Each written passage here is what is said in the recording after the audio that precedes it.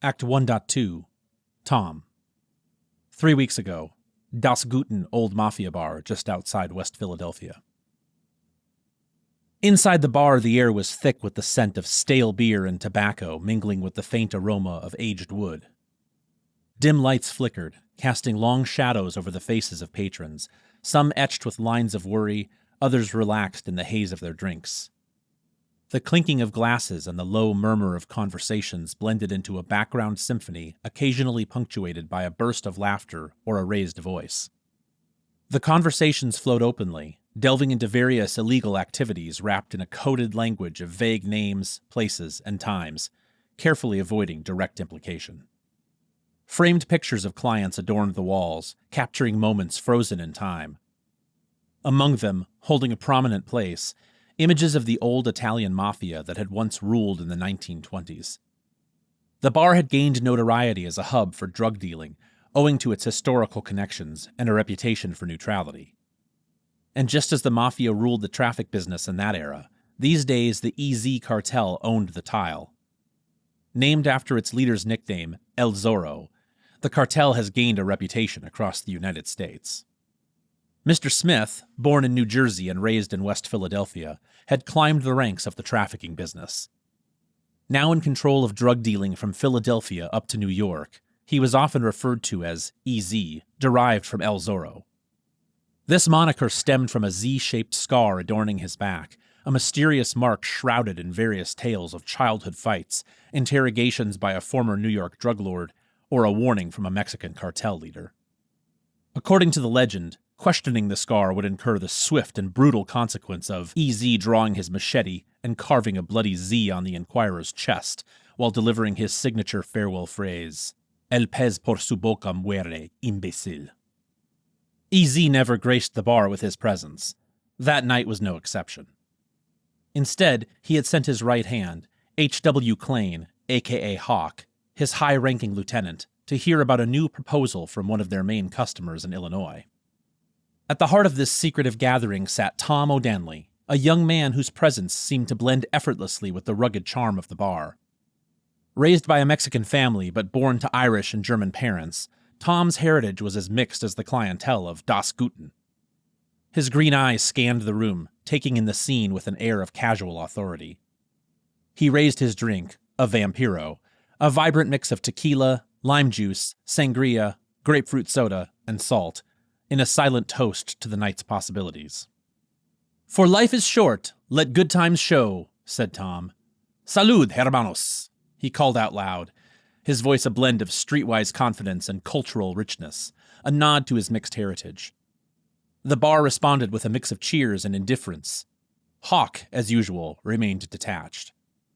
"Orale, Hawk, lighten up, carnal," Tom teased, his lingo a mix of street slang and the Spanish he grew up with. His words were a dance of cultures, reflecting the streets of Philadelphia and the warmth of the Mexican family that had brought him up. Tom spotted the bartender having trouble with a client and approached her with a sip of his drink. "Are you not talking to me now?" Tom asked her, fixing his white t-shirt and oversized pants for a better impression. Linda, the bartender, looked clueless about what Tom was talking about, while already trying to deal with a drunk guy asking her for a date. "Leave me alone, Tom. This is not a good time," she replied. "Come on, Linda. I didn't forget our date. But I am going to make it up to you," said Tom, looking straight into the eyes of Jeff, who had decided to pay and leave the girl alone. Tom kept looking at him until he was sure he wasn't coming back to harass the girl again. Linda, speechless, just looked at Tom, realizing what he had done for her. The creak of the entrance door announced the arrival of Marlo Tordez, or Marlito, one of the major dealers in Chicago, a colorful character not to be underestimated. The feared figure who was entirely dressed in red and boasting an 80s afro and golden teeth approached Hawk. Hawk rose from his chair, and without any handshakes or exchanged words, they made their way to the back of the bar. "Sorry, babe, gotta go. Hey, call me if he keeps messing with you, okay?" Tom told Linda. Then, drinking another sip of his drink, he rushed and followed Hawk, guarding the entrance of the semi-private room. A 7-feet-tall African-American, accompanying Marlito, stood beside Tom to guard the door as well. Tom's immediate response was to puff his chest and raise his toes as much as he could. They exchanged a look before turning their attention to the entrance door. Marlito pitched a deal that could aid EZ in expanding his territories, explaining that he was on the wrong side of Ralphie, the top mafia lord in Chicago. As the biggest dealer, Marlito felt the need to make a strategic move, either waiting to be killed or aligning with a different group to strengthen his position. Despite the risks, Hawk was intrigued. The organization was already the second largest in the northeastern region, but he knew that for EZ it was never enough. He was always craving for more power and territory. A night of intense business discussions followed. From outside, a sniper rifle focused on the dark yellow painted glass of the meeting room, through which only shadows of those present were revealed. The sniper waited patiently until, at exactly 2 a.m., one silhouette stood up and walked outside the room.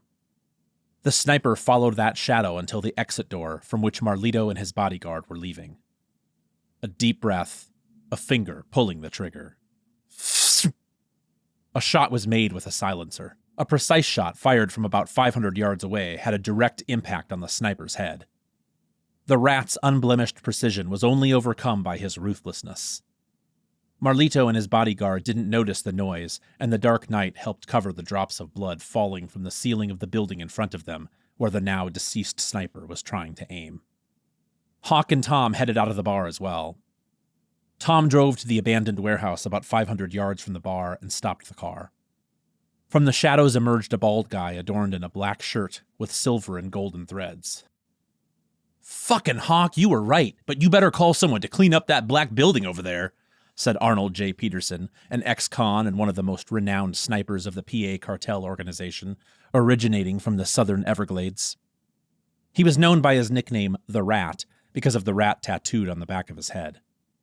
The three of them drove to EZ's penthouse to let him know about Marlito's plan to smuggle a large shipment of powder into Chicago and gain Roger's customer base, the third-ranked dealer there. "What's your call?" questioned Hawk. "I'm closing the deal with our friend in China. That will give us the extra tons we need for this deal." "Let Marlito's deal with Roger, and let's see what Ralphie does," said EZ. Hawk was a strategist by nature. His penchant for spending free days in the public park, observing life unfold, added to the enigma surrounding him.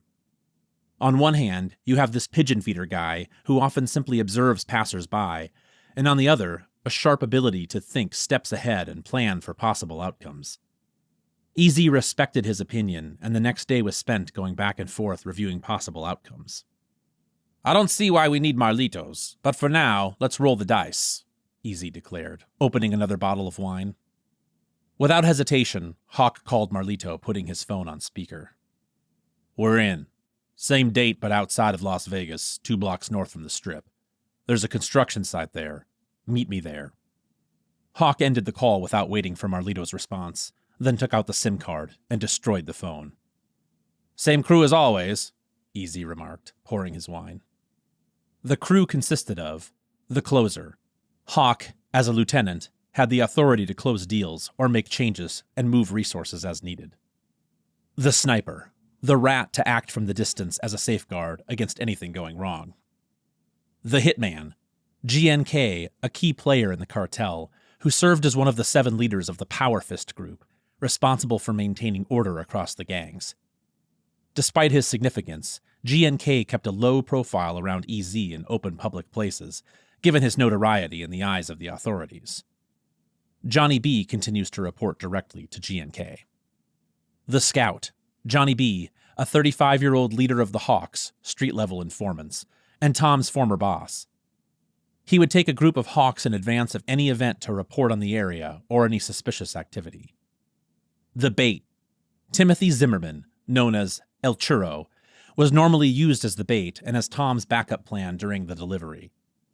His background as a former MD had proven very useful for EZ, and Tom had recruited him into the organization after finding him under a river bridge after Tim's failed suicide attempt. The Wheel, Tom's new role after transitioning from a Hawk due to his pre-existing relationship with Hawk and a strong recommendation from old Jerry, EZ's former driver.